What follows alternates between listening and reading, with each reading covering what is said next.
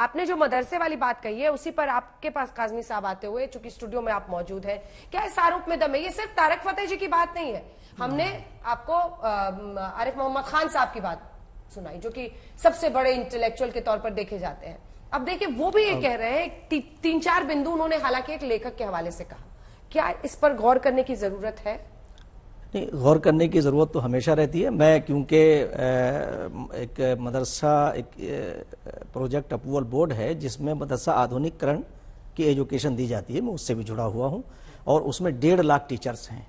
और मैं पहले आपको ये बताऊं कि जो अभी तारिक साहब बता रहे थे, गज़वा वो है जिसमें खुद हुजूर पाक सल्लल्लाहु अलैहि वसल्लम शरीक हो, वो जंग, ये मैं इन्हें बताना चाहता हूं तारिक साहब को कि गज़वा वो है, बाकी सिरिये हैं।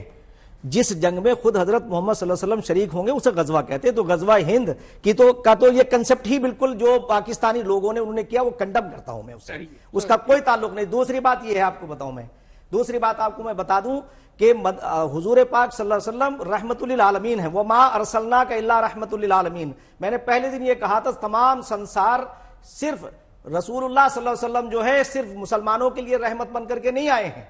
इश्क हो जाए किसी से कोई चारा तो नहीं, कौम मुस्लिम पे मोहम्मद का इजारा तो नहीं।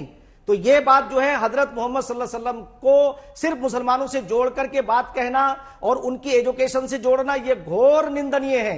मैं तो आज ये कहना चाहता हूं कि तमाम संसार एक नरो नारी की संतान, एक ईश्वर का परिवार है। संसार का पहला ग्रंथ वेद है और अंतिम ज्ञान कुरान है, दोनों का मूल एक है। एको ब्रह्म द्वितीय नास्ते नेहना नास्ते किंचन, वादउला शरीक, वन गॉड विदाउट सेकंड, अव्वल अल्लाह नूर उपाय कुदरत के सब बंदे, एक ही नूर से सब जग उपजे, कौन भले कौन बंदे। अल्हम्दुलिल्लाह रब्बिल आलमीन, हम उस अल्लाह की तारीफ करते हैं जो अल्लाह सारे आलमों का पालने वाला है। हम भी मदरसों में पढ़े हुए, प्रथम राष्ट्रपति इस देश का मदरसे का स्टूडेंट था। हाँ, इसकी गुंजाइश है कि एक ऐसा निजाम जरूर होना चाहिए कि जो सिलेबस पढ़ाया जाता है वो ऐसा हो जो आधुनिकीकरण से ताल्लुक रखता हो। ये कैसे ताकि होगा? मदरसों में पढ़ने वाले बच्चे, कैसे होगा? इसकी पहल कौन करेगा? सरकार करे, कौन करे? मैंने ये कह रहा हूं, मैं तो जिस दिन से इन्होंने ये किया, ये कहा कि ये रसूलुल्लाह की आइडियोलॉजी नहीं है। देखिए, सरतन से जुदा वो रसूल जिसने अपने खानदान के कातिलों को अंजना जी माफ किया हो, हिंदा जिन्होंने हुजूर के चचा का कलेजा चबाया था,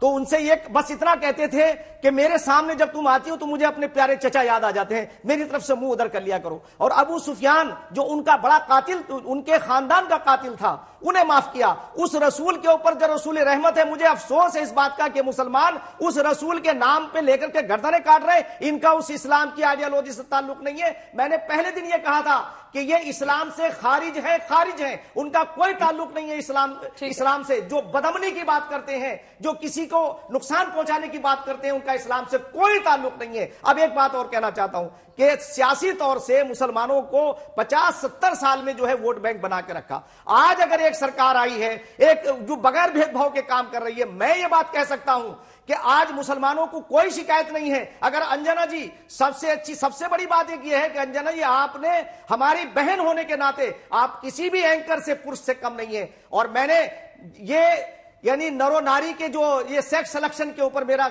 यूनाइटेड नेशंस के साथ हमने काम किया।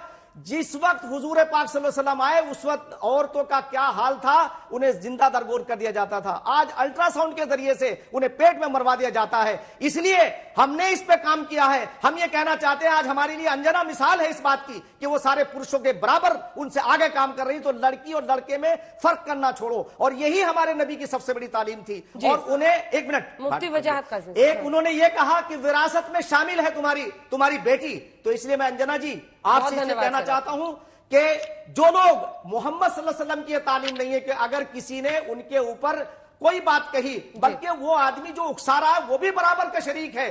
अगर नुपुर शर्मा ने ये स्टेटमेंट दिया तो वो कतई गर्दन काटने के लायक नहीं है। और जिन लोगों ने ये नारा लगाया है, इस्लाम से कोई ताल्लुक नहीं है। मैं एज एक विद्यार्थी के, एक मुफ्ती के ये भी कहना चाहता हूं कि ये इस्लाम से खारिज है। और जो भी ऐसा कर रहा है, और एक बात अंजना जी कहना चाहता हूं कि ये लोग फेल हो गए हैं सियासी तौर से।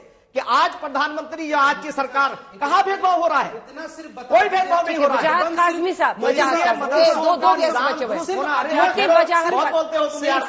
इतना सिर्फ बता दीजिए कि जो तारिक फतेह ने इल्जाम लगाया मदरसे पर और गवर्नर साहब ने जो इल्जाम लगाया, काज़मी साहब, गवर्नर क्या आपको लगता है, एक सेकंड सर, मदरसों का निजाम सिलेबस तैयार होना चाहिए और मदरसों की निगरानी होनी चाहिए, चेक होना चाहिए, बैलेंस ऑडियो डिप कीजिए भाई, इनसे बहुत मुश्किल है शोएब जमई आपको मैनेज करना। प्लीज अल्लाह के रसूल तो सबके लिए दुआ मांगते थे। मुफ्ती वजाहत काज़मी साहब, क्या आपको लगता है कि इन बातों में दम है? ये जो मदरसे को लेकर हो रहा है, क्या नए सिरे से सोचने की या फिर जो सिलेबस है उसको डिफाइन करने की जरूरत है?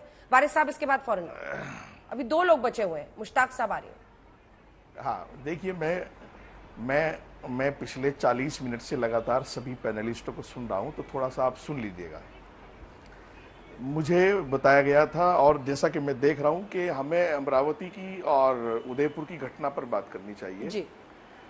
अमरावती में जो कुछ हुआ वो आज तक ने अभी रिकॉर्डिंग सुनाई है कि कैसे वो माफी मांग रहे थे उमेश जी, या कन्हैया लाल जी ने भी माफी मांगी थी अपनी पोस्ट पर।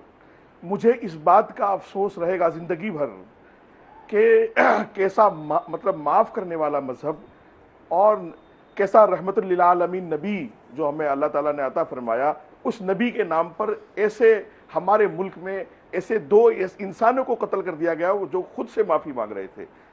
एक मुझे कुछ शिकायतें हैं, वो अमरावती पुलिस से भी शिकायत है, उदयपुर पुलिस से भी शिकायत है कि दोनों का कहीं ना कहीं लापरवाही रही है दोनों के जान जाने में। अमरावती पुलिस तो 10 दिन के बाद बोली है इस बात पर, नहीं तो वो 10 दिन से कंफ्यूज बनाई हुई थी। और एक मेरे पैनलिस्ट साथी अभी कुछ कह रहे थे, हमें जड़ों पर काम करना होगा। जैसे मुफ्ती नदीम गिरफ्तार हुआ तो मेरा सवाल ये आज तक के माध्यम से है, तौकीर रजा को कब गिरफ्तार किया जाएगा? और तहरीक लब्बैक या रसूलुल्लाह से जो पाकिस्तान में तहरीक है और जिसने पूरी दुनिया में ये नारा दिया था सरतन से जुदा वाला, उस तहरीक को इंडिया में कब बैन किया जाएगा और उससे जितने जुड़े हुए लोग हैं उन पर कब कार्रवाई होगी? ये तो हम शुक्र अदा करते हैं एनआईए का कि एनआईए इन दोनों केसेस में इन्वॉल्व हुआ तो हकीकत सामने आ गई।